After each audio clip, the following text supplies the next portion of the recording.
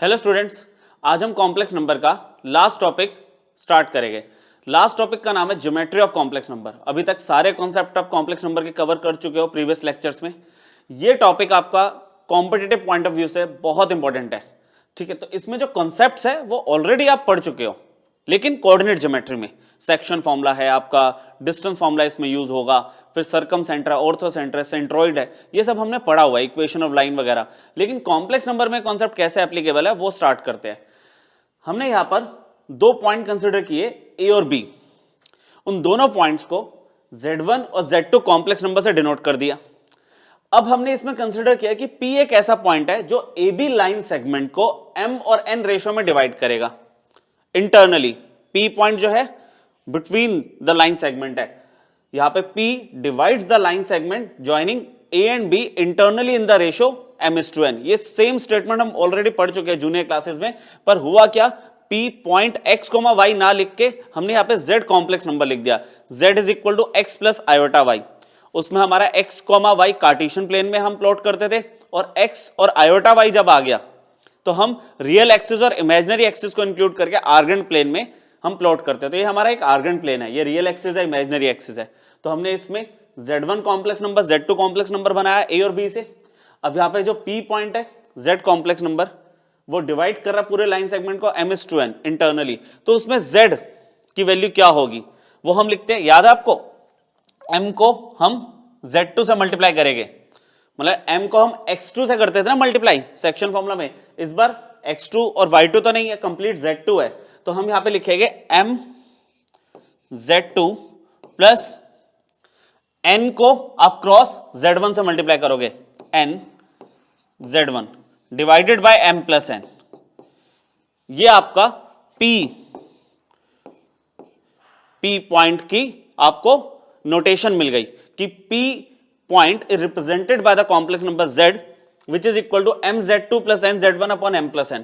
Similarly ये आपने internal division देखा है, सिमिलरली इसमें अगर एक्सटर्नल डिवीजन आ जाए, जो हमने देखा हुआ कि अगर एक लाइन सेगमेंट AB है, P पॉइंट उससे बाहर है, P पॉइंट आपका उससे बाहर है। अगर मैं आपको एग्जांपल दूं, जैसे ये A है, ये B है और ये P है, तो उसमें A टू P M रेशो है, B टू P N रेशो है, और अगेन यहां पे ये Z1 है, ये Z2 है, और आपको ये Z कोऑर्डिनेट निकालना है। तो उस सिचुएशन में हम क्या करते थे, M को वही Z2 से मल्टीप्लाई करते थे, N को Z1 से मल्टीप्लाई करेंगे, लेकिन बीच में माइनस आ जाता है एक्सटर्नल डिवीजन में, M Z2 minus N Z1 divided bye M minus N। यह आपका एक्सटर्नल डिवीजन का सेक्शन फॉर्मूला बन गया, ठीक है। तो इसमें भी हमने P पॉइंट हमने कैलकुलेट कर लिया। फिर आता है मिड पॉइंट फॉर्मूला। अच्छा, mid point formula section formula का ये एक स्पेशल केस है, जिसमें हमें बोला जाता है कि जो लाइन सेगमेंट है A और B, उसके बीच में जो P है पॉइंट ऑफ डिवीजन, वो 1:1 रेशो में डिवाइड कर रहा है। दैट मींस हमारे पास ये कंडीशन हमें पता है कि अगर A और B, यहां पर Z1 और Z2 दो कॉम्प्लेक्स नंबर्स हैं, तो यहां पे जो P पॉइंट है वो 1:1 रेशो में डिवाइड करेगा लाइन सेगमेंट AB को। तो यहां पर अगर मुझे Z कॉम्प्लेक्स नंबर की वैल्यू कैलकुलेट करनी है, तो वो क्या होगा, आपने M की वैल्यू को प्लेस कर दिया Z2 M into Z2 plus N into Z1 upon M plus N। मैं जब M बोल रहा हूं तो 1 ले रहा हूं, N बोला तो भी 1 लिया, M और N रेशो 1:1 है। तो ओवरऑल हम इसको ऐसे लिख देते हैं इन जनरल केस में, Z1 plus Z2 divided by 2। तो ये आपने यहाँ पे मिड पॉइंट फॉर्मूले में Z कैलकुलेट कर लिया, ठीक है। और देखते हैं, देखो यहां पर जैसे हमारे पास एक सिंपल सा एग्जांपल है इसके ऊपर, कि जैसे Z1 Z2 Z3 भी the 3 complex numbers and ABC भी real numbers, not all zero, कोई भी इसमें से जीरो नहीं है। Z1 Z2 Z3 3 complex number दे दिए, ठीक है, ABC रियल नंबर हो गए, नॉट जीरो। दो कंडीशंस दे दी, A plus B plus C equal to zero and AZ1 plus BZ2 plus CZ3 equal to zero, और मुझे शो करना है कि Z1 Z2 और Z3 कोलिनियर है। ये सेक्शन फॉर्मूले की एप्लीकेशन है, देखते हैं कैसे। जैसे इसमें फर्स्ट कंडीशन मुझे क्या गिवन है, A plus B plus C equal to zero. अब आपको बताया गया कि ABC रियल नंबर है लेकिन नॉट ऑल जीरो, ठीक है। तो मैंने यहां पे लेट कर लिया कि C is not equal to zero, C is not equal to zero. तो उसके बाद हमने यहां पे C की वैल्यू को क्या ले लिया, -A माइनस B, जिसको मैं ओवरऑल ऐसे लिख सकता हूं माइनस ए प्लस बी। ठीक है, मैंने सी की वैल्यू को कैलकुलेट कर लिया यहाँ पे in terms of A and B. फिर मैंने सेकंड कंडीशन कंसिडर की which is A z1 plus B z2 plus C z3 equal to 0। और जो सी की वैल्यू आपने यहाँ पे ऊपर ए और बी की टर्म्स में कैलकुलेट की है वो आप प्लेस कर दो। ये लो, सी की वैल्यू मैंने रख दी minus a plus b into z3 equal to 0। Clear, c की वैल्यू मैंने माइनस ए प्लस बी रख दी। ये पूरी टर्म राइट साइड में शिफ्ट हो गई और आपको कुछ ऐसा एक्सप्रेशन दिखने को मिलेगा। आप is equal to positive A plus B multiplied by z3। Okay, अब z3 की वैल्यू a प्लस बी को अगर मैं नीचे शिफ्ट कर दूं डिनोमिनेटर में, तो हमारे पास वैल्यू आ रही है a z1 plus B z2 divided by a plus B. तो ये कहीं समवट आपको सेक्शन फॉर्मूले का एक्सप्रेशन नहीं दिख रहा? सेक्शन फॉर्मूले का एक्सप्रेशन कैसे दिख रहा है कि अगर मान लो मेरे पास एक a पॉइंट है which is denoted by z1 and b point is denoted by z2, तो उसमें जो p पॉइंट है बाई चांस z3, ये b और a रेशो में डिवाइड कर रहा है लाइन सेगमेंट ab को। p point divides the line segment joining a and b points in the ratio b is to a। देखना जरा सेक्शन फॉर्मूला से, z3 b इंटू z2, ठीक है ना, b इंटू z2 और a into z1 divided by a plus B. तो that means जो p point है वो भी तो AB लाइन सेगमेंट पे ही तो लाई कर रहा है। ठीक है, इसमें आप ये लिख सकते हो कि जो p है, p मतलब z3 divides the line segment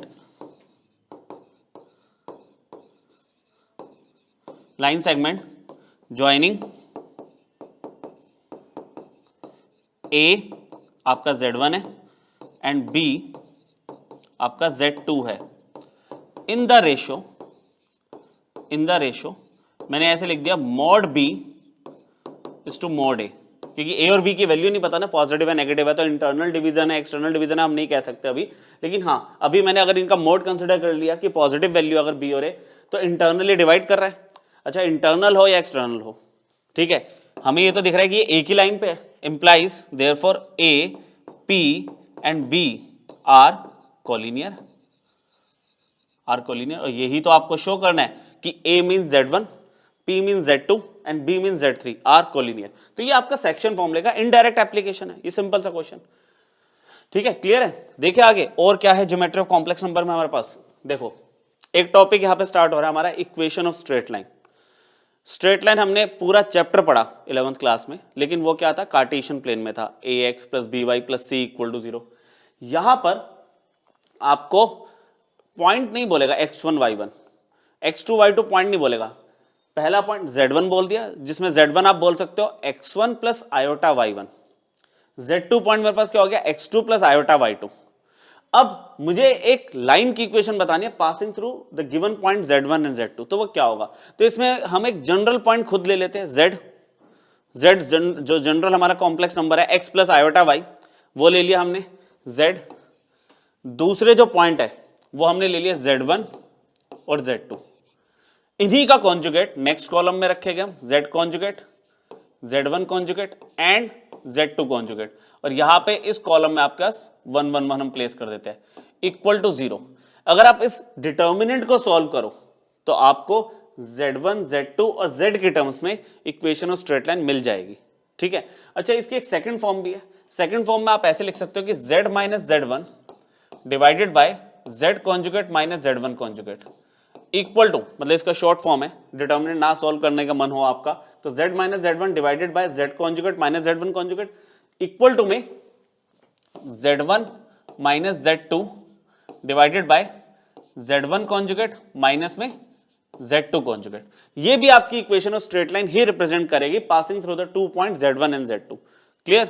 अच्छा इसमें अगर कॉलम में ले लूं, 3 पॉइंट अगर हमने कंसिडर कर लिए z1 z2 z3, z1 conjugate z2 conjugate z3 conjugate और 1 1 1, अगर उसका डिटर्मिनेंट 0 आ गया तो दैट मींस ये तीनों पॉइंट एक ही लाइन पर है, दैट मींस तीनों पॉइंट्स कोलिनियर है। क्लियर? डिटर्मिनेंट अगर आपका 0 आ जाए z1 z2 z3 को कंटेन करने वाला, तो उसमें हम बोल देते हैं कि वो तीनों पॉइंट कोलिनियर है। चलो अब ये जो सेकंड हम पढ़ने वाले हैं, इस पे बहुत बार एग्जाम में क्वेश्चन आ चुका है कॉम्पिटिटिव, ठीक है, ये मेंस में एडवांस में दोनों में बहुत इंपॉर्टेंट टॉपिक है।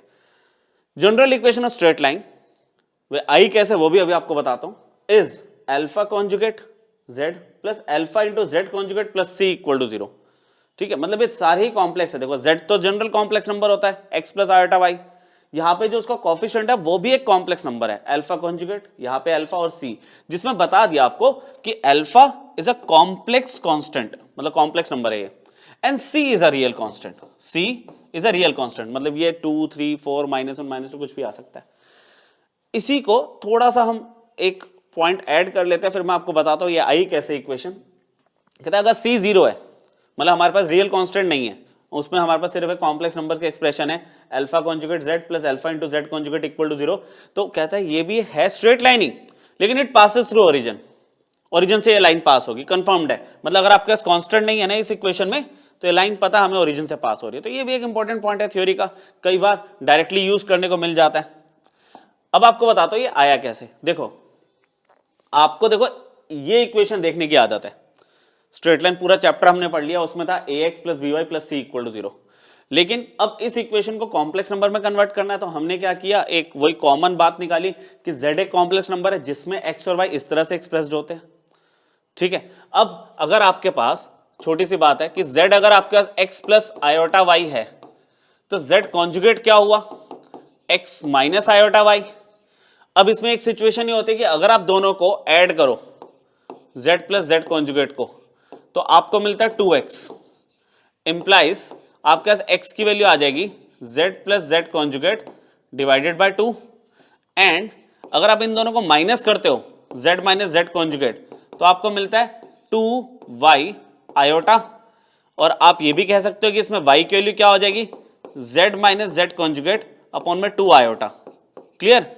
अब आपको x की वैल्यू मिल गई इन टर्म्स ऑफ कॉम्प्लेक्स नंबर्स, और y की वैल्यू भी मिल गई इन टर्म्स ऑफ कॉम्प्लेक्स नंबर। और हमारा यही एम है कि जो x और y कार्टेशियन वैल्यूज थी उनको हम कॉम्प्लेक्स में किस तरह से कन्वर्ट कर सकते हैं। तो अब हमने जो जनरल इक्वेशन होती है उसे कंसिडर किया ax plus B Y plus C equal to 0, जिसमें मैंने x की वैल्यू को z plus z conjugate divided by 2 ले लिया, प्लस b y की वैल्यू को ले लिया z minus z conjugate divided by 2 iota plus c equal to 0। ठीक है, थोड़ा सा फॉर्मेट देखते हैं आगे कैसे हो सकता है सॉल्व। आगे के स्टेप्स अगर मैं बात करूं तो इसमें हम ये लिख सकते हैं z by 2 plus z conjugate by 2, split कर दिया हमने। अच्छा, यहां पर z divided by 2 iota minus z conjugate divided by 2 iota plus c। अब आपके पास ना दो टर्म्स है जिनमें z है, एक ये और एक ये, तो इसमें हमने क्या किया, z कॉमन लिया, तो यहां पर मिला मुझे a बाय 2 और यहां मिलेगा मुझे b अपॉन में 2 आयोटा। ठीक है, फिर हमने यहां पे कंसीडर किया z कॉन्जुगेट के साथ क्या आएगा, a by 2 again a by 2, यहां पे z कॉन्जुगेट के साथ क्या आएगा, minus b upon 2 iota plus c equal to 0। अब एक छोटी सी बात, इतना कॉम्प्लेक्स नंबर हमने पढ़ लिया, हम सब जानते हैं कि 1 upon iota is equal to minus iota, ये हम सब जानते हैं। तो यहां पर थोड़ा सा वर्किंग हमने और किया, यहां पर आ गया a बाय 2, जैसे ये 1 अपॉन आयोटा है ना, तो ये क्या हो जाएगा माइनस आयोटा, तो ये आ जाएगा minus b iota by 2। Clear हुई बात कि 1 अपॉन आयोटा का लिख दिया मैंने माइनस आयोटा, तो बीच में साइन चेंज हो गया, यहां पे अगेन माइनस आयोटा लिखोगे तो प्लस का हो जाएगा, ये z conjugate a by 2 plus b iota by 2 plus c equal to 0। और आप याद करो आपको अल्फा क्या बताया गया था, alpha is a complex constant, तो ये कॉम्प्लेक्स कांस्टेंट ये है आपके पास a plus iota b by 2, ये आपका अल्फा है। और अगर आपका ये अल्फा है तो इक्वेशन क्या बन गई अब आपके पास, इक्वेशन अगर प्लस वाला आपका अल्फा है तो माइनस वाला आपका क्या हुआ, अल्फा कॉन्जुगेट, तो आप लिखोगे अल्फा कॉन्जुगेट इंटू जेड, फिर alpha into Z conjugate plus C equal to 0, जिसमें अल्फा आपका कॉम्प्लेक्स वाला कांस्टेंट है क्योंकि ए और बी आपके दोनों कांस्टेंट वैल्यूज होगी। अच्छा, सी तो रियल कांस्टेंट है। तो ये इक्वेशन आपकी ऐसे बनती है कि जो आपकी कार्टेशियन इक्वेशन थी उसको कॉम्प्लेक्स में हमने कन्वर्ट कर दिया। आगे देखते हैं, इस पे काफी सारे इंपॉर्टेंट पॉइंट्स हैं हमारे पास। जैसे आपको स्ट्रेट लाइन तो पता चल गई अब कि कॉम्प्लेक्स के अंदर स्ट्रेट लाइन आपकी होगी alpha conjugate Z plus alpha into Z conjugate plus C equal to 0। तो जैसे अब लाइन है ये, तो इसकी स्लोप भी होगी, लेकिन इसमें दो टाइप की स्लोप होगी, एक होगी कॉम्प्लेक्स स्लोप, एक होगी आपकी रियल स्लोप। कॉम्प्लेक्स स्लोप मतलब आयोटा में आएगा आंसर आपका, ठीक है, और जो रियल स्लोप है वो विदाउट आयोटा होगा। तो इसमें होगा क्या अल्टीमेटली, देखो मैं फॉर्मूला लिख रहा हूं, माइनस आयोटा, एक सेकेंड, ठीक है, minus iota alpha plus alpha conjugate alpha minus alpha conjugate. ये जो आपका आंसर आ रहा है, ये जो आपका आंसर आ रहा है, ये आपका रियल स्लोप है, क्योंकि होगा क्या अल्टीमेटली ये आंसर आयोटा में आएगा, और आयोटा से आयोटा अगर मल्टीप्लाई हो जाता है तो वो रियल बन जाएगा, ठीक है, आयोटा स्क्वायर आपका -1 देके जाता है। अच्छा, लेकिन अगर कॉम्प्लेक्स स्लोप बोल रहा है तो कॉम्प्लेक्स स्लोप में आपके पास आंसर आता है, सिंपल है इसका फॉर्मूला, माइनस अल्फा अपॉन में अल्फा कॉन्जुगेट, सिंपल। तो इसका आंसर आपका आयोटा में रहेगा, ठीक है, ये समझ आया आपको। अब हमें कहता है कि मान लो दो लाइंस है, ठीक है, दो स्ट्रेट लाइंस है, दोनों की कॉम्प्लेक्स स्लोप अलग अलग होगी, μ1 और μ2 से हमने डिनोट कर दिया। कुछ कंडीशंस है, जैसे हमने स्ट्रेट लाइन पढ़ी थी, उसकी इक्वेशन देखी, देन उसकी स्लोप के बारे में बात करनी शुरू की ना, वही सेम सिनेरियो यहाँ पे चल रहा है कि यहाँ पे देखो आपका जो स्लोप होगी रियल होगी और कॉम्प्लेक्स होगी। एक रियल स्लोप का फॉर्मूला आपके पास आ गया, कॉम्प्लेक्स स्लोप का फॉर्मूला आ गया। अब कॉम्प्लेक्स नंबर है तो कॉम्प्लेक्स स्लोप पे हम थोड़ा ज़्यादा स्ट्रेस डालेंगे। अब मेरे पास दो लाइन्स की अलग अलग कॉम्प्लेक्स स्लोप्स है, μ1 एंड μ2। तो आपको बोलता है कि दो लाइंस पैरेलल कब होगी इन स्लोप्स के अकॉर्डिंग, जब μ1 μ2 के इक्वल होगा। सेम कॉन्सेप्ट पैरेलल वाला, m1 इक्वल टू m2 होता था, लेकिन परपेंडिकुलर की कंडीशन हमारी जो होती थी कार्टेशियन में होती थी m1 into m2 equal to -1। इसमें ऐसा नहीं है, इसमें होगा m1 इक्वल टू -m2, या फिर आप लिख सकते हो μ1 प्लस μ2 इक्वल टू 0, एक ही बात है। और आप लिख रहे हो यहाँ पे μ1 इज नॉट इक्वल टू μ2, या -μ2 के इक्वल होता है, ठीक है, कॉम्प्लेक्स स्लोप में ये सिचुएशन आ जाती है आपके पास। अब इसका एक एग्जांपल देख लेते हैं छोटा सा, कि मान लो आपको दो स्ट्रेट लाइन दिख रही है, ठीक है, स्ट्रेट लाइन बिल्कुल जनरल उठा लिया, दूसरी स्ट्रेट लाइन हमने ले ली बीटा और के की टर्म्स में। तो कह रहे हैं दोनों लाइंस पैरेलल कब होगी, देखो पैरेलल कब होगी, जब इसकी स्लोप μ1 μ2 के इक्वल होगी। अब इसका μ1 कैसे डिफाइन करूं मैं, इसका μ1 क्या होगा, अभी हमारी बात हुई थी कॉम्प्लेक्स स्लोप कैसे निकालेंगे, minus alpha by alpha conjugate, और इसकी कॉम्प्लेक्स स्लोप कैसे मिलेगी, minus beta by beta conjugate. अच्छा, माइनस से माइनस क्रॉस हो गया, आपने आगे सॉल्व किया इसको, तो माइनस से माइनस क्रॉस हो गया, या अल्फा के पास बीटा कॉन्जुगेट आ गया इक्वल टू बीटा के पास अल्फा कॉन्जुगेट चला गया। और लास्ट स्टेप आपके एग्जाम्पल में ये कंडीशन बन गई, अल्फा के साथ बीटा कॉन्जुगेट आई है माइनस बीटा के साथ अल्फा कॉन्जुगेट इक्वल टू 0। ये दो लाइंस अगर पैरेलल है तो ये कंडीशन मिलती है आपको, alpha beta conjugate minus beta alpha conjugate equal to 0। और अगर यही सिचुएशन परपेंडिकुलर है तो परपेंडिकुलर में हमें पता है कि μ1 प्लस μ2 0 है, तो μ1 आपको पता है complex slope minus alpha by alpha conjugate, और μ2 minus beta by beta conjugate equal to 0। अब माइनस कॉमन ले लिया मैंने, वो 0 के पास शिफ्ट कर दिया, तो सिचुएशन बन गई alpha by alpha conjugate plus beta by beta conjugate equal to 0। और अगर आप एलसीएम ले लोगे बच्चों, तो alpha into beta conjugate plus beta into alpha conjugate, आपने एलसीएम ले लिया, alpha into beta conjugate plus beta into alpha conjugate, और जो डिनोमिनेटर का है कांस्टेंट वैल्यू वो 0 के पास जाके 0 हो जाएगा। तो परपेंडिकुलर में ये सिचुएशन आएगी आपके पास, ठीक है, क्लैरिटी है बिल्कुल। स्ट्रेट लाइन है, कॉम्प्लेक्स स्लोप पे बात कर रहे हैं, पैरेलल और परपेंडिकुलर के लिए, तो पैरेलल में हमने पैरेलल की कंडीशन लगाई कॉम्प्लेक्स स्लोप्स को यूज करके, परपेंडिकुलर में परपेंडिकुलर कंडीशन लगाई again same complex slopes use करके। तो ये आप कंडीशंस ले सकते हो, ठीक है। चलो और देखते हैं इसमें स्ट्रेट लाइन में और क्या है। एक पैरामेट्रिक फॉर्म है, पैरामेट्रिक फॉर्म हमारे पास उसमें भी होती है स्ट्रेट लाइन कार्टेशियन वाले में। यहाँ पे आपको बोलता है कि दो पॉइंट्स हो गए वही z1 z2, उनको ज्वाइन करके हमें लाइन बनानी है। तो उस सिचुएशन में equation of line joining z1 z2 कैसे बन सकती है, z equal to t z1 plus 1 minus t z1, t z1 plus 1 minus t z2, जिसमें t हमारा पेरीमीटर है, ठीक है, मतलब थीटा टी आपका।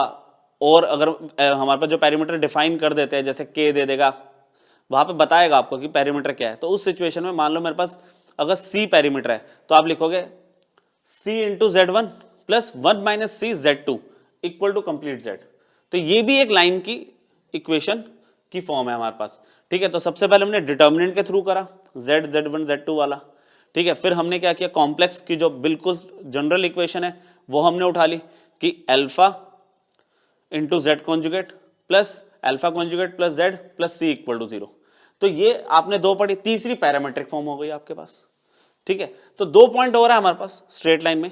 अब आपको बोलता है कि लेंथ ऑफ परपेंडिकुलर निकालनी है from a point on the line.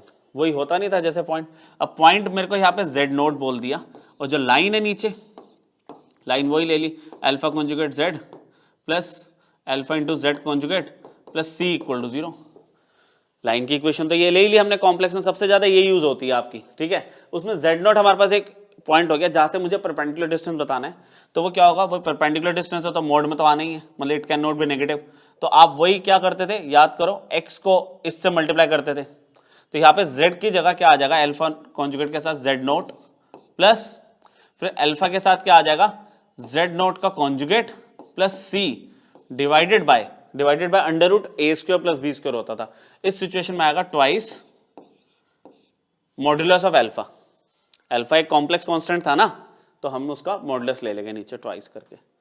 तो ये आपका लेंथ ऑफ परपेंडिकुलर का फॉर्मूला है in complex number from a point on the straight line. ठीक है, एक और है इसमें इमेज का भी हमारे पास बहुत अच्छा कॉन्सेप्ट होता था। हम लोग मिसलेनियस में 11th क्लास में कुछ क्वेश्चन करते थे, इमेज बताना है एक पॉइंट का, दूसरे पॉइंट, एक पॉइंट का हमें इमेज बताना है with respect to a line which behaves as a plane mirror.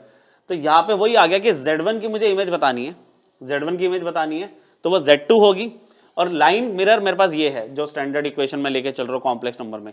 तो इसमें क्या होता है, इसमें Z1 Z2 मतलब देखो कॉन्सेप्ट तो बहुत बड़ा है इसका, उसमें भी आपको याद होगा सब्जेक्टिव वर्किंग 1.5 पेज की होती है। डायरेक्ट की अगर मैं बात करूं यहाँ पे, तो डायरेक्ट में हम लोग यहाँ पे क्या कर देते हैं कि अल्फा, ये जो आपके पास लाइन है, ये आपके पास जो स्ट्रेट लाइन की इक्वेशन है, इसमें आप पहले Z2 को प्लेस कर दोगे, देन अल्फा यहां पे Z1 प्लेस कर दोगे। तो जो फॉर्मेट है उसी को फॉलो करो, मैं इसका ट्रिक बता रहा हूं बस आपको। ठीक है, सब्जेक्टिव वर्किंग पे नहीं जा रहे इसकी। पहले हमने Z की जगह Z2 प्लेस कर दिया, जिसकी इमेज मतलब इमेज जो आएगी, जैसे ऊपर तो Z1 है, मुझे इसकी इमेज बतानी है, और नीचे ये Z2 मुझे ये कैलकुलेट करना है ना, ये पॉइंट मुझे कैलकुलेट करना है। तो पहले जो कैलकुलेट करना उसे प्लेस किया, फिर जिसकी इमेज बतानी थी वो Z1 प्लेस किया प्लस C इक्वल टू 0। तो यहां पर इसको मैंने उधर ट्रांसफर किया, minus alpha Z1 conjugate minus C, और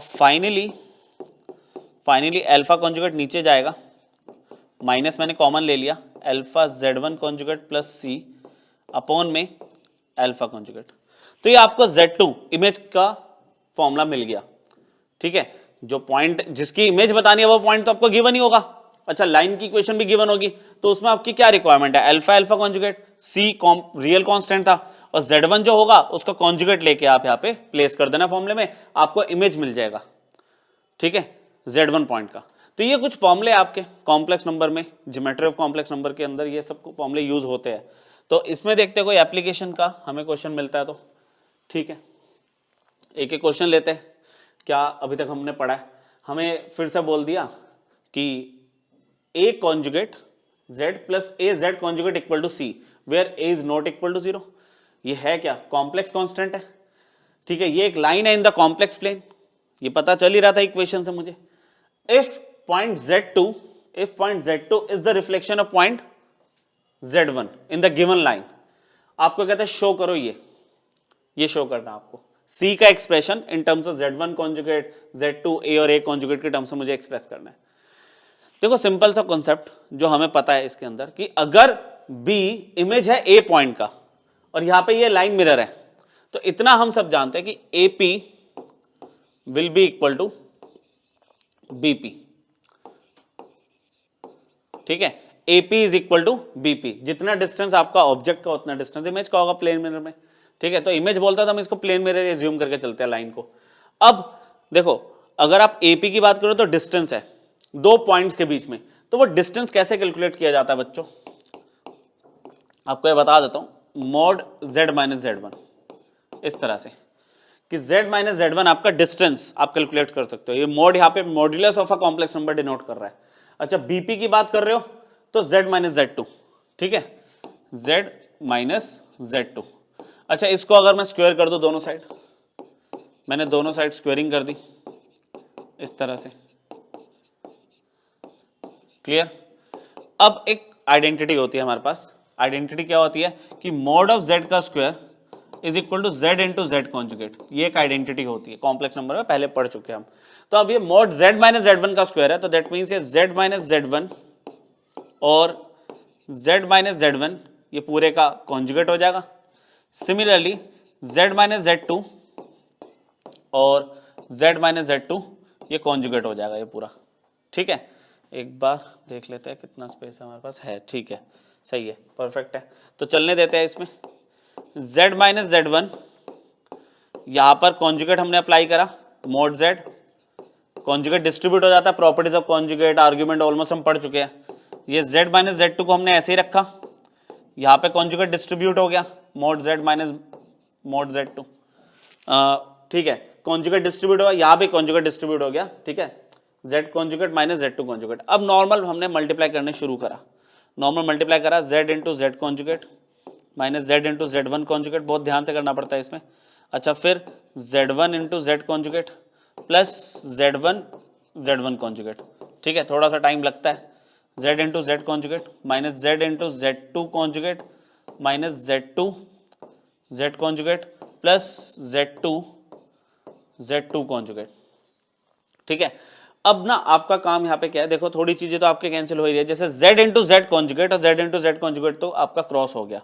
इसके बाद अगर मैं बात करूं कि ये वाली टर्म तो क्रॉस हो गई, अब आपको दो टर्म्स दिख रही है जिनमें z है, तो इस z को मैं अगर इधर ले आऊं, ये माइनस वाले z को इधर ले आऊं मैं, तो ये हो जाएगा z into Z2 conjugate minus z into Z1 conjugate, ठीक है, ये टर्म यूज हो गई।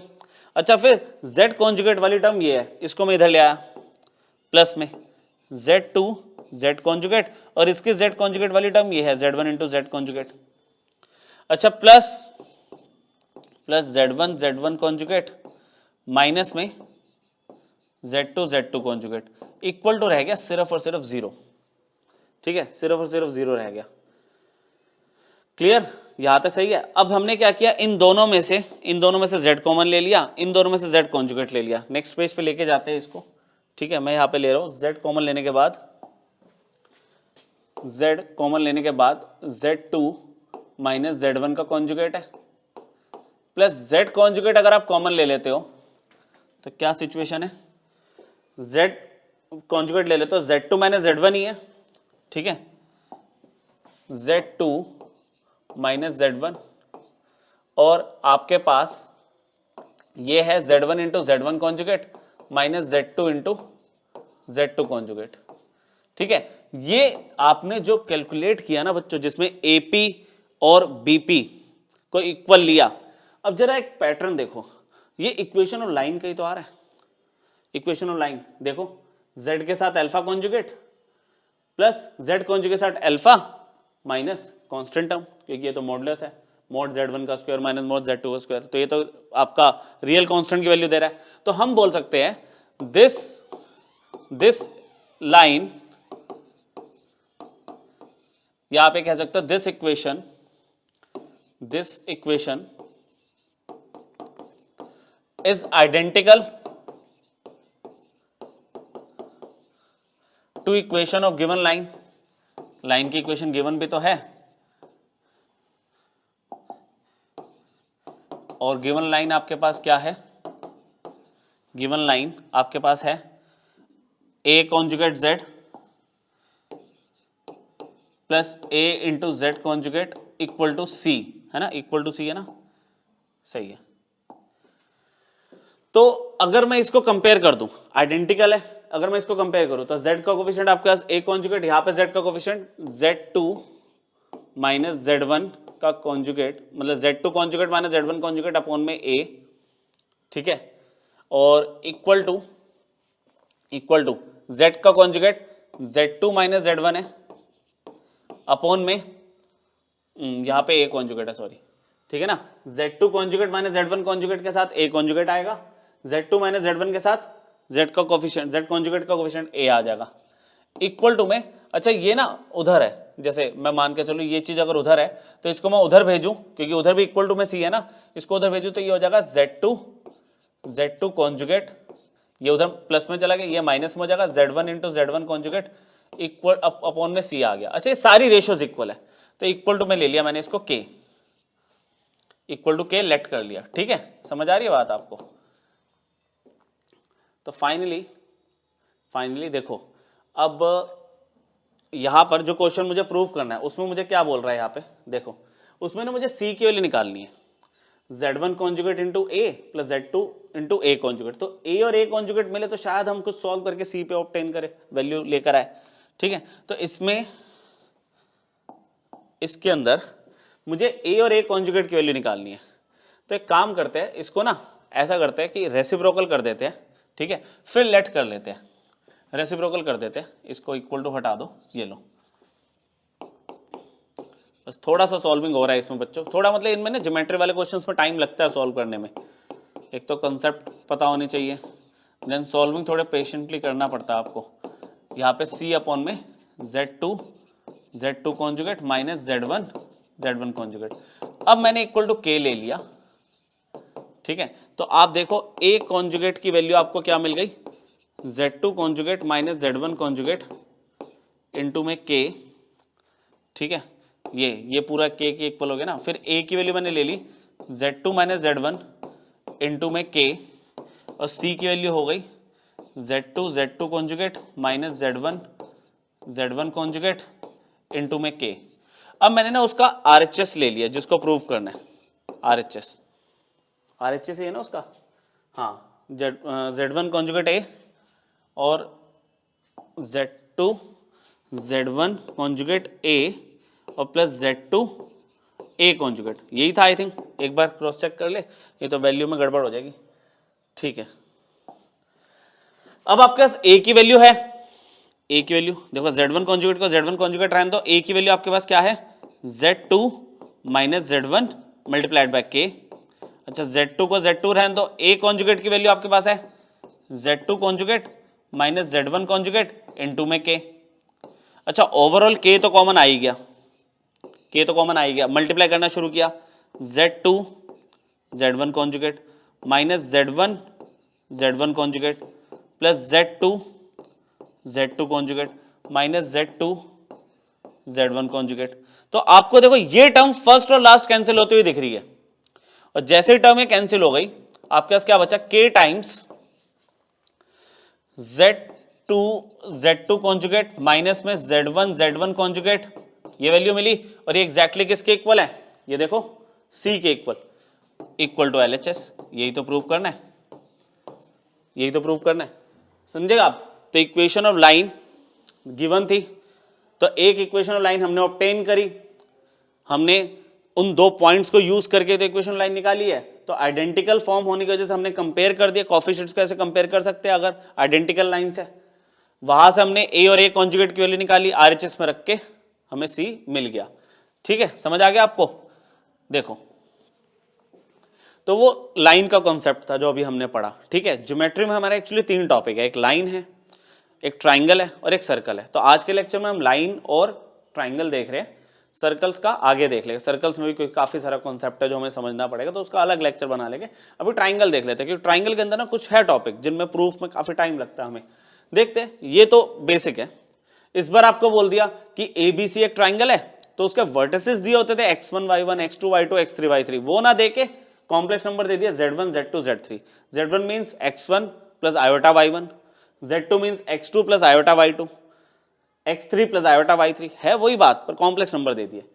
सेंट्रॉइड पूछ रहा है आपसे ट्राइंगल का, तो सेंट्रॉइड में आप सिर्फ z डिफाइन करोगे, एक ही कॉम्प्लेक्स नंबर, और वो जैसे होता नहीं था कि x1 plus x2 plus x3 upon 3 x मिलता था, y1 plus y2 plus y3 upon 3 y मिलता था, फिर z मिलता था।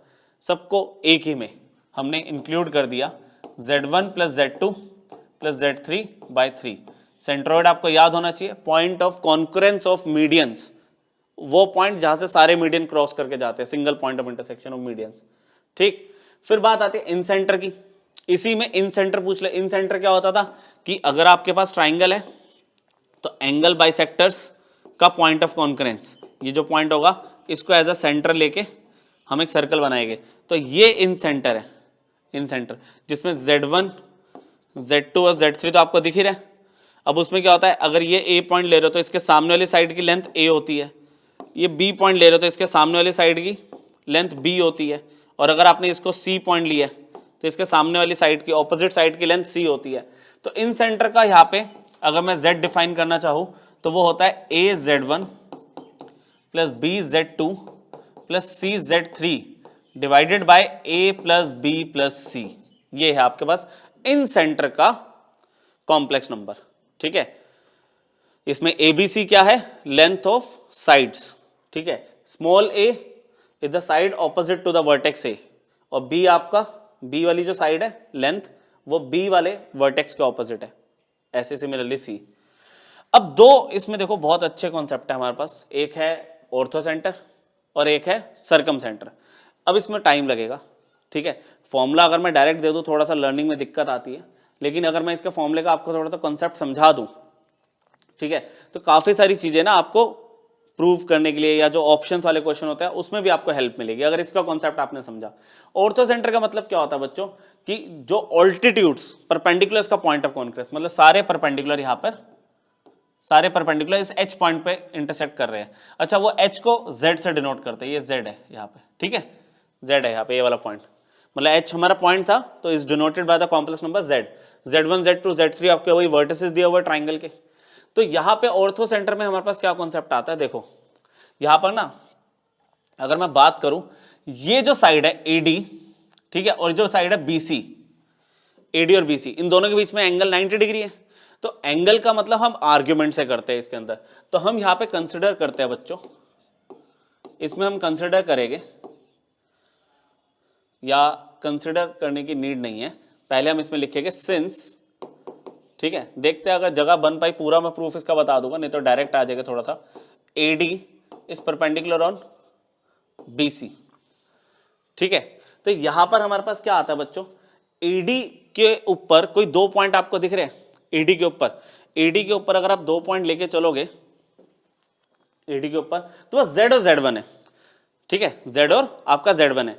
अब कोई भी दो पॉइंट अगर हम ले तो हम उसका लाइन कंसिडर कर सकते हैं। ठीक है, जैसे हमारे पास अगर A टू B की बात करूं, A टू B की बात, तो ऐसा नहीं है कि मेरे पास ये जो लाइन की अगर इक्वेशन निकालनी है तो पॉइंट एक्सट्रीम वाले ही होने चाहिए, वो बीच में भी अगर कोई पॉइंट है P और B, तो इनको यूज करके भी मैं लाइन की इक्वेशन निकाल सकता हूं। तो यहां पर जो मैं पॉइंट कंसिडर कर रहा हूं, मैं क्या कर रहा हूं, Z1 minus Z, Z1 minus Z, Z1 minus Z AD को डिनोट कर रहा है, और Z3 माइनस Z2 आपका BC को डिनोट करेगा। लेकिन मैं इनका आर्ग्यूमेंट ले रहा हूं, आर्ग्यूमेंट, और इन दोनों साइड्स के बीच में जो एंगल है वो कितना है, π/2। ये कॉन्सेप्ट है बच्चों, इसमें कुछ समझ आई बात। AD के लिए जरूरी नहीं है कि आपको एक्सट्रीम पॉइंट्स चाहिए, मैंने ऑन द लाइन दो पॉइंट कंसिडर किए, Z और Z1। ठीक है, तो उस लाइन को अगर मैं बात करूं तो कैसे लिख सकता हूं, Z1 माइनस Z या Z माइनस Z1, एक ही बात है। अच्छा, इसमें मैंने Z3 माइनस Z2 ले लिया, एक्सट्रीम वाले ले लिए दो पॉइंट। इन दोनों लाइंस के AD और BC के बीच का जो एंगल है वो 90 डिग्री है, तो उनका आर्ग्यूमेंट कितना हुआ, π/2। अब देखो, अगर किसी भी दो लाइंस के बीच में एंगल 90 डिग्री है, तो वो जो एक कॉम्प्लेक्स नंबर आ रहा है, रिजल्टेंट कॉम्प्लेक्स नंबर, वो प्योरली इमेजिनरी होता है।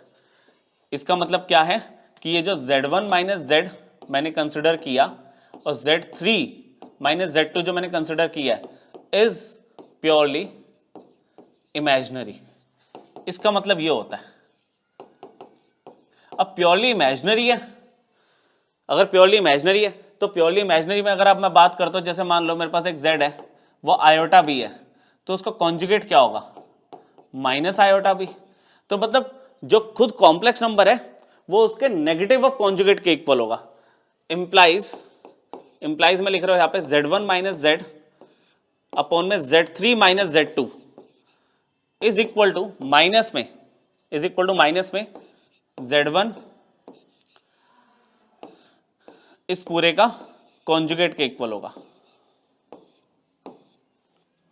समझ आई बात, कि मतलब आपका जो एक सेकंड, नहीं, ये इसका कॉन्जुगेट इक्वल होगा, सॉरी। तो यहाँ पे जैसे प्योरली इमेजिनरी है ना, तो Z अगर आपके पास है ये और माइनस ऑफ जेड ये आपका इक्वल हो जाएगा, प्योरली इमेजिनरी है ना। हाँ, तो इसमें आपका z आपका माइनस कॉन्जुगेट के इक्वल होगा, हाँ, माइनस ऑफ z कॉन्जुगेट, ठीक है, यही लिखा है हमने यहाँ पे। अब अगर इसकी बात करें हम यहाँ पे वैल्यू निकालते हैं, कैसे निकालेंगे, देखो मैंने यहाँ पे क्या किया, इसमें z1 माइनस z और z3 माइनस z2, इतना तो आपको पता ही है कि कॉन्जुगेट सब पे डिस्ट्रीब्यूट हो जाएगा, z1 conjugate minus z conjugate, ठीक है, similarly z3 conjugate minus z2 conjugate, ठीक है। अब इसमें से हम एक वैल्यू निकाल लेते हैं, इसमें से हम एक वैल्यू निकाल लेते हैं, ठीक है। वो वैल्यू कैसे निकालेंगे, आप क्या करो, इसको इधर भेज दो, इसको आप इधर भेज दो, ठीक है, z1 minus z divided bye z3 minus में z2,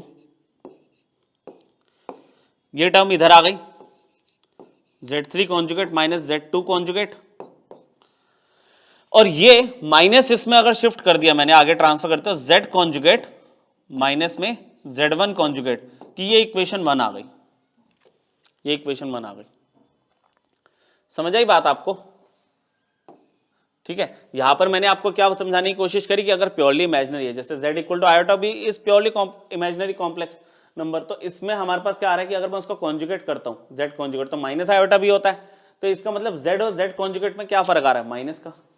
तो यहाँ पे यही बात हुई ना कि अगर आर्ग्यूमेंट आपका 90 है तो वो प्योरली इमेजिनरी होता है, ठीक है। आर्ग्यूमेंट अगर दो कॉम्प्लेक्स नंबर का हमारे पास प्योर एक जो भी एक्सप्रेशन है वो कॉम्प्लेक्स नंबर है, तो अगर 90 आ रहा है तो उसका मतलब ये प्योरली इमेजिनरी। अच्छा, ये चीजें मैंने आपको बता रखी है शुरू के लेक्चर्स में, क्योंकि लॉजिक लगाओ ना कि अगर मान लो z आपका सिर्फ 2 आयोटा है, इसका अगर आप आर्ग्यूमेंट निकालने की कोशिश करते हो तो tan अल्फा आपके पास क्या आएगा, यहाँ पे आपका 2/0 आएगा, तो वो 90 पे तो आएगा नॉट डिफाइंड, है ना। तो उस वजह से आप इसको 90 अगर दिया हुआ आर्ग्यूमेंट तो आप समझ जाओगे प्योरली इमेजिनरी है। प्योरली इमेजिनरी है तो मतलब वो कॉम्प्लेक्स नंबर अपने कॉन्जुगेट के नेगेटिव के इक्वल होगा। तो थोड़ा सा हमने वर्किंग करने की कोशिश करी और एक एक्सप्रेशन ऑब्टेन कर लिया। सिमिलरली थोड़ी सी वर्किंग और इसमें करेंगे, एक केस और बनाना पड़ेगा हमें। जैसे मैंने यहाँ पे क्या करा, AD परपेंडिकुलर टू BC ले लिया। सिमिलरली मैं अगर बोलूं कि BE is perpendicular on AC, तो उस सिचुएशन में हमारे पास क्या होगा, आर्ग्यूमेंट किसका ले गए, अब हम आर्ग्यूमेंट ले रहे हैं हम z2 माइनस z। अगेन देखो फिर से वही कि BE के ऊपर z2 और z2 दो पॉइंट है, z2 और z, तो z2 माइनस z ले लिया, और यहां पे हमारे पास क्या हो गया, z2 माइनस z के साथ लिया, और यहां पे आ गया हमारे पास z1 माइनस में z3 इक्वल टू π/2। लगा दे फिर से वही, प्योरली इमेजिनरी है तो क्या होगा, z2 माइनस z अपॉन में z1 minus z3 equal to minus of z2 minus z, पूरा कॉन्जुगेट ऐसे उसके ऊपर लिख दिया, z1 माइनस z3। तो डायरेक्ट अब वर्किंग कर ले बच्चों, डायरेक्ट वर्किंग कर ले, आपको पता कॉन्जुगेट सब पे डिस्ट्रीब्यूट होगा, तो मेरे पास आ जाएगी equation z2 minus z, z1 minus z3, ठीक है, ये थोड़ा सा z2 minus z divided by z1 minus z3, ठीक है, ये इधर आ रहा कॉन्जुगेट इस पे अप्लाई हो चुका है, z1 conjugate minus z3 conjugate, और ये माइनस अंदर शिफ्ट कर दिया तो z conjugate minus z2 conjugate, ये बन गई इक्वेशन नंबर 2। अब बहुत ही तसल्ली से इन दो इक्वेशंस को सॉल्व करना है, ठीक है। कैसे सॉल्व करेंगे, मैं दोनों इक्वेशन को ना सब्ट्रैक्ट कर रहा हूँ यहाँ पे, ठीक है, इक्वेशन 1 माइनस इक्वेशन 2। तो देखते हैं, बहुत ध्यान से करना पड़ेगा इसको सॉल्व, ठीक है। एक्सप्रेशन फॉर्मूला मैं आपको दिखा देता हूँ, फॉर्मूला कुछ ऐसा कॉम्प्लेक्स आएगा, तो जितनी जगह थोड़ा बहुत सॉल्व करने का मैं आपको आइडिया देता हूँ, फॉर्मूला अल्टीमेटली ऐसा रहेगा आपका। तो मैं इक्वेशन 1 माइनस इक्वेशन 2 कर रहा हूँ। अच्छा, ये पूरा प्रोसेस क्यों समझाया कि आपको आर्ग्यूमेंट को किस तरह से यूज करना है ज्योमेट्री में, वो बता दिया, फिर कॉन्जुगेट वाली कंडीशन इसमें यूज हो गई। तो अब मैं इक्वेशन 1 माइनस इक्वेशन 2 कर रहा हूँ, तो ये पूरा एक्सप्रेशन LHS माइनस RHS, ठीक है, तो मतलब LHS माइनस LHS करेंगे, तो ये लेना पड़ेगा एक बार एक्सप्रेशन में पीछे, z1 माइनस z और z3 माइनस में z2, ठीक है, मल्टीप्लाइड में मेरे पास क्या था, ठीक है, आगे पीछे थोड़ा सा करना पड़ेगा, इसी का ही कॉन्जुगेट है, ये लो, ये ले लेते हैं, z3 कॉन्जुगेट माइनस में z2 कॉन्जुगेट, ठीक है, फिर माइनस में हमारे पास क्या है, इसके LHS में क्या है, z2 माइनस z और z1 minus z3, z2 minus Z और जेड क्या था, Z1 माइनस Z3, ठीक है, Z1 माइनस Z3 और कॉन्जुगेट में यही आएगा Z1 का कॉन्जुगेट माइनस Z3 का कॉन्जुगेट इक्वल टू में RHS में देखो अब हमारे पास क्या है, conjugate Z minus Z1 conjugate minus में conjugate Z minus Z1 conjugate minus में conjugate Z plus Z2 conjugate हो जाएगा। ये सिचुएशन है आपके पास अभी, ठीक है। अब देखो वही है कि हिम्मत करके इसको सॉल्व करने वाली बात है। आपको पता है Z कॉन्जुगेट से Z कॉन्जुगेट कट गया, आपको जो ऑर्थो सेंटर निकालना है इज डिनोटेड बाय Z, आपको Z की वैल्यू निकालनी है और Z वाला एक्सप्रेशन इसके अंदर है। तो अगर मैं थोड़ा सा आपको आइडिया देता हूं कैसे करोगे आप इसको, इसमें अल्टीमेटली लेना तो एलसीएम ही पड़ेगा। आपने एलसीएम लिया Z3 माइनस Z2 और Z1 माइनस Z3, आपने एलसीएम लिया, ये ब्रैकेट इधर आ जाएगा। तो आप देखो ना Z1 माइनस Z फिर Z3 कॉन्जुगेट माइनस Z2 का conjugate multiplied by Z1 minus Z3 आ गया आपके पास माइनस ये इधर जाएगा Z2 माइनस Z, अच्छा Z1 conjugate minus Z3 conjugate तो ऑलरेडी है यहाँ पे और ये Z3 माइनस Z2 इधर आ जाएगा। ये कुछ सिचुएशन बन रही है और यहाँ पे जो बन जाएगा ये Z2 का कॉन्जुगेट माइनस Z1 का कॉन्जुगेट बनेगा, ठीक।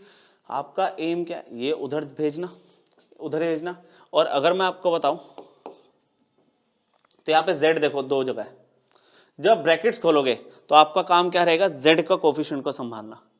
तो Z के कोफिशिएंट के साथ जो वैल्यू आएगी मैं आपको लिख के दिखा रहा हूँ, क्योंकि ब्रैकेट्स खोलोगे मैं आपको लिख के दिखा रहा हूँ, वो वैल्यू आपकी बनेगी Z1 Z2 कॉन्जुगेट, ठीक है, माइनस में Z1 कॉन्जुगेट Z2। ये बात यहाँ पे खत्म नहीं होगी, Z के साथ ये है Z1 Z2 का पेयर बना, आगे क्या बनेगा Z2 Z3 conjugate minus Z3 Z2 conjugate, फिर Z1 Z3 Z1 का होगा Z3 Z1 conjugate minus Z1 Z3 conjugate. ये आपका LHS की बात हो रही है, LHS की बात, ऊपर न्यूमरेटर की बात, Z का कोफिशिएंट ये बनेगा, ठीक है, Z का कोफिशिएंट ये बनेगा। और इधर अगर आप भेज रहे हो तो इसके साथ आपके पास ये टर्म्स और बनेगी, प्लस में आपके पास आएगा मोड Z1 का square Z3 minus Z2 plus mode Z2 का स्क्वायर Z3 माइनस Z1 या Z1 माइनस Z3 ले लो इसमें, ठीक है, और प्लस Z3 का स्क्वायर Z2 माइनस में Z1। यह आपका LHS है न्यूमरेटर पार्ट, इक्वल टू में RHS में आपको क्या मिल रहा है, RHS में आपको मिलेगा Z1 के साथ Z3 माइनस Z2 का कॉन्जुगेट प्लस Z2 के साथ Z1 कॉन्जुगेट माइनस Z3 का कॉन्जुगेट प्लस Z3 के साथ Z2 का कॉन्जुगेट माइनस Z1 का कॉन्जुगेट। मतलब देखो अगर मैं ब्रैकेट खोल के ये सब पेयरिंग करने लगा तो 15 मिनट लग जाएगी इसी चीज में, पर मैंने आपको एक आइडिया दे दिया। अब आइडिया दे दिया तो होगा क्या, ये जो सारी चीज है ये सब उधर जाएगा, मतलब समवट प्लस माइनस आप एक बार देखोगे जब ब्रैकेट खोल के, ये वाली पूरी टर्म जब प्लस वाली ये टर्म उधर जाएगी तो इसमें माइनस वगैरह में थोड़ा गड़बड़ होगा, वो आप देख लेना। मतलब इसके साथ मे बी यहाँ पे 2 और ये 3 हो सकता है, ठीक है, यहाँ पे 3 और ये 1 हो सकता है, क्योंकि मैं एक रफ आइडिया दे रहा हूँ आपको, ठीक है। यहाँ पे ये 1 और ये 2 हो सकता है, जब उधर भेजोगे तो ओवरऑल माइनस में चेंज हो जाएगा, ठीक है। ये सारी टर्म उधर जाएगी, अच्छा ये डिनोमिनेटर में जाएगा एक्सप्रेशन, मतलब सारा नहीं लिखा ना उसने, सारा नहीं लिखा उसने, ये एक पकड़ा समेशन लगा दिया कि ऐसे ही 2 और 3 के साथ होगा, ऐसे 3 और 1 के साथ होगा, ये एक्सप्रेशन मतलब नहीं ये वाला डिनोमिनेटर में जाएगा, है ना, Z के साथ है, ये नीचे रखा हुआ है। फिर ये वाली जो एक्सप्रेशन, ये वाली एक्सप्रेशन वो ये है सारी, ठीक है, ये उधर जा रहा है जो माइनस में, ठीक है, साइन चेंज होने के बाद अल्टीमेटली प्लस में लिखा हुआ है, ये वो एक्सप्रेशन है कि Z1 के साथ आपका 2 और 3 आ रहा है, आपका R 2 और 3 रहा है, ठीक है, ये 3 और 1 रहा है, लेकिन ओवरऑल क्या होगा, माइनस कॉमन लोगे ना आप तो चीजें बदलेगी, ठीक है, बदलेगी तो यहाँ पे प्लस आ जाएगा। तो ये आपका ना, ये अल्टीमेटली ये फॉर्मूला आपको याद रखना है ऑर्थो सेंटर का। आई बात समझ आपको, आर्ग्यूमेंट का कॉन्सेप्ट यूज करके आपको ये अप्लाई करना है। एक सर्कम सेंटर हो रहा है वो सुन लो, सर्कम सेंटर देख लो, सर्कम सेंटर की वर्किंग भी समवट ऐसी है। अब सर्कम सेंटर में क्या होता है कि आपको पता होगा कि एक सर्कल है ठीक है, सर्कल बाहर है तो उसे सर्कम सर्कल बोल रहे हैं, उसके सेंटर को हम सर्कम सेंटर बोलते हैं, मुझे उसका एक्सप्रेशन बताना है। तो उसका मतलब ये क्या है, ये सर्कम रेडियस, तो ये तो इक्वल होगा।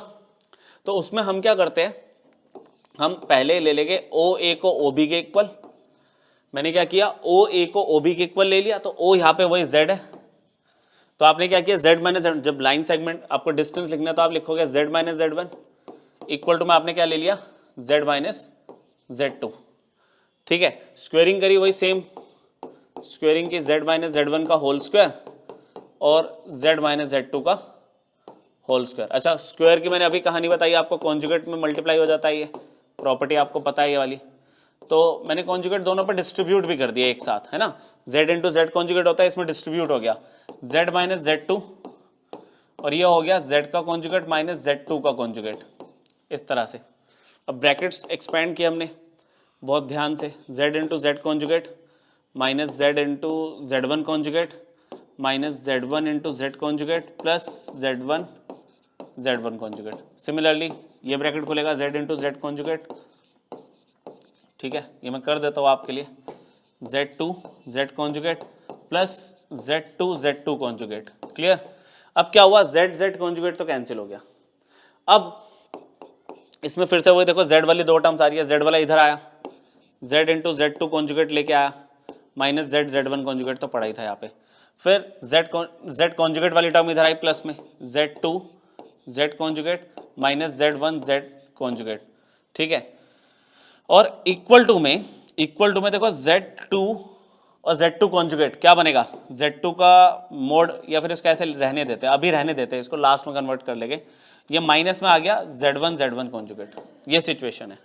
यहाँ पर मुझे क्या मिला, यहाँ पर मिल गया मुझे z2 conjugate minus z1 conjugate plus मैंने यहाँ पे z कॉन्जुगेट कॉमन लिया तो z2 माइनस z1 आ गया, और इन्हीं का z2 conjugate minus z1 conjugate है। ये बन गया इक्वेशन वन। सिमिलरली जैसे मैंने यहाँ पे क्या किया, ओ ए को ओ बी के इक्वल लिया, ऐसे ही ओ ए ओ सी के इक्वल भी तो होगा, ओ ए ओ सी के इक्वल होगा, तो ओ ए की वैल्यू तो again z minus z one रहेगी, और ये z माइनस जेड थ्री हो जाएगा मोड में। सिमिलरली ले ले सारा कॉन्सेप्ट, देखो ना यहाँ पे z1 z2 था, ठीक है, z1 z2, तो हमारे पास क्या आ रहा है, z2 को कॉन्जुगेट z1 का कॉन्जुगेट, तो हमारे पास आएगा सिमिलरली, ये मैंने ले लिया आपके लिए सिमिलरली, क्योंकि पूरा पेज इस पे क्या लगाना, हमारे पास है z बाहर है, तो z2 conjugate minus z1 conjugate, तो इसमें क्या आएगा, z3 का कॉन्जुगेट माइनस z1 का conjugate plus z conjugate same z2 conjugate minus z1 conjugate, तो नॉर्मल विदाउट कॉन्जुगेट ले लिया complex number, z3 minus z1 then z3 multiplied by z3 conjugate minus z1 multiplied by z1 conjugate. ये आ गई equation number 2। अब इसको solve कैसे करना है, हमें अल्टीमेटली z निकालना है। z दिख रहा है कहीं पे, बिल्कुल दिख रहा है, ये रहा, दो इक्वेशन में z है। इसमें हम क्या करेंगे, इसको z3 माइनस z1 से मल्टीप्लाई कर देंगे इसको, और इस इक्वेशन को z2 माइनस z1 से मल्टीप्लाई कर देंगे। ठीक है, अब मल्टीप्लाई करने की देखो हिम्मत वही वाली बात है कि आप पूरा मल्टीप्लाई करोगे, तो मैं आपको थोड़ा सा एक आइडिया दे देता हूँ कि z के साथ पहले LHS में z के साथ z2 conjugate minus z1 conjugate तो ऑलरेडी है ही, ठीक है, जिसमें मैं z3 माइनस z1 मल्टीप्लाई कर चुका हूँ, प्लस z कॉन्जुगेट के साथ z2 माइनस z1 था, उसके साथ z3 माइनस z1 आ चुका है। ठीक है, एक बार मैं दिखा देता हूँ आपको, थोड़ा सा ही बचा है बस, इसमें समझ लो आप बस एक बार। z के साथ ये ब्रैकेट था, z3 माइनस z1 आया, z कॉन्जुगेट साथ ये आया, अच्छा माइनस, अब ये माइनस में ये z3 z1 कॉन्जुगेट माइनस में z3 conjugate minus z1 conjugate multiplied by z2 minus z1, नहीं z2 माइनस z1 है, देखिए जरा, हाँ z2 माइनस z1 का ये ब्रैकेट, ठीक है भाई, और माइनस में z conjugate z3 minus z1 था normal multiplied by z2 minus z1, equal to में क्या रहेगा, इक्वल टू में ये इस ब्रैकेट से मल्टीप्लाई होगा और फिर ये वाला इससे। ठीक है, देखते हैं इक्वल टू में थोड़ा सा मैं नीचे करके लिख दूं, यहाँ पे इधर से शुरू कर देते हैं। तो हमारे पास क्या है, हमारे पास एक तो टर्म है 2 और 1 वाली, Z2 conjugate minus Z1 conjugate, ठीक है, मल्टीप्लाइड बाय फर्स्ट इक्वेशन में हमने किससे मल्टीप्लाई किया, Z3 माइनस Z1 से, ठीक है, माइनस Z3 कॉन्जुगेट है माइनस Z1 कॉन्जुगेट है multiplied by Z2 minus Z1। देखो बच्चों फिर वही बात कि ब्रैकेट खोलो तसल्ली से, तो आपके पास जो Z के पास ब्रैकेट में आएगी वैल्यू वो आएगी आपके पास, मैं इसको स्क्वायर ब्रैकेट लगा देता हूँ, वो आएगी आपके पास Z1 का कॉन्जुगेट, यहाँ पे एक्चुअली कॉन्जुगेट है, Z1 का कॉन्जुगेट Z2 माइनस Z3, फिर Z2 का conjugate Z3 minus Z1, Z3 का कॉन्जुगेट Z1 माइनस Z2, ये Z के साथ आएगा। और आपको एक बात बताओ, जो कॉन्जुगेट Z है, कॉन्जुगेट Z की बात जो मैं कर रहा हूं, उसके ब्रैकेट की वैल्यू 0 हो जाएगी, उसके ब्रैकेट की वैल्यू 0 हो जाएगी। और जो यहां पर आपको दिख रहा है इक्वल टू में, वो आपको दिखेगा मोड Z1 स्क्वायर के साथ Z2 minus Z3, mode Z2 square के साथ Z3 माइनस Z1 और मोड Z3 स्क्वायर के साथ Z1 माइनस Z2। तो अल्टीमेटली इसको समेशन में लिखा इस तरह से, और ये डिनोमिनेटर में चली गई वैल्यू, आपको ये वैल्यू मिल गई, समझ गए। अच्छा, प्रॉपर्टी कौन सी यूज हो रही है इसमें, सिर्फ यही प्रॉपर्टी यूज हो रही है कि Z into Z conjugate mode Z का स्क्वायर होता है, यही यूज हो रही है प्रॉपर्टी, और कोई यूज नहीं हो रही, ठीक है। बाकी सर्कम रेडियस का हमने कॉन्सेप्ट लगा लिया। सर्कम रेडियस में क्या होता है कि इक्वल होते हैं, OA will be equal to OB, OA will be equal to OC, तो उससे आपको ये फॉर्मूले मिल रहे हैं, ठीक है। याद रखना कई बार डायरेक्ट फॉर्मूले भी हमारे बहुत काम आ जाते हैं। अच्छा, कई बार तो क्या होता है क्वेश्चन 4 फॉर्मूले ऐसे दियोगे एक्सप्रेशन और बोलेगा विच वन इज करेक्ट, तो फॉर्मूले याद भी होने चाहिए और कॉन्सेप्ट तो आपको बता ही दिया। लास्ट बहुत छोटा सा 2 मिनट का कॉन्सेप्ट कि अगर ये वर्टिसेस इक्विलेटरल ट्राइंगल के, अभी तक हम बात कर रहे थे नॉर्मल ट्राइंगल के, Z1 Z2 Z3 अलग अलग वर्टेक्स थे, लेकिन बता दिया कि इक्विलेटरल ट्राइंगल है तो Z1 Z2 Z3 वर्टेक्स है और वर्टिसेस है और Z0 is the circum centre. तो एक कंडीशन होती है इसमें, वो क्या होती है, Z1 Z2 Z3 are vertices of an equilateral triangle, तो उस सिचुएशन में इन सबका स्क्वायर का सम इज इक्वल टू, और ये जो डिफरेंस है ये 0 होता है। तो ये कंडीशन इसमें कैसे यूज होती है, जैसे मैं बोलना चाह रहा था कि Z1 का स्क्वायर और Z2 का स्क्वायर और Z3 का स्क्वायर जो है वो इक्वल टू, कई बार आपको ये रिजल्ट काफी काम दे के जाता है, कई बार ये रिजल्ट हमारे बहुत काम आता है, ये याद रखना। और third, related to circumcentre, इन सबका सम 3 टाइम्स सर्कम सेंटर के स्क्वायर के इक्वल होगा। तो ये आपका ज्योमेट्री ऑफ कॉम्प्लेक्स नंबर का पार्ट 1 आप ले लो, ठीक है, जिसमें मैंने स्ट्रेट लाइन और ट्राइंगल आपको करा दिया। सर्कल्स और रहता है, सर्कल्स भी बहुत इंपॉर्टेंट टॉपिक है ज्योमेट्री का, वो नेक्स्ट लेक्चर में देखेंगे। इसको अच्छे से रिवाइज कर लेना, कुछ क्वेश्चंस कर लेना, तभी बात बनेगी, ठीक है। बाकी नेक्स्ट लेक्चर मिलते हैं, थैंक यू।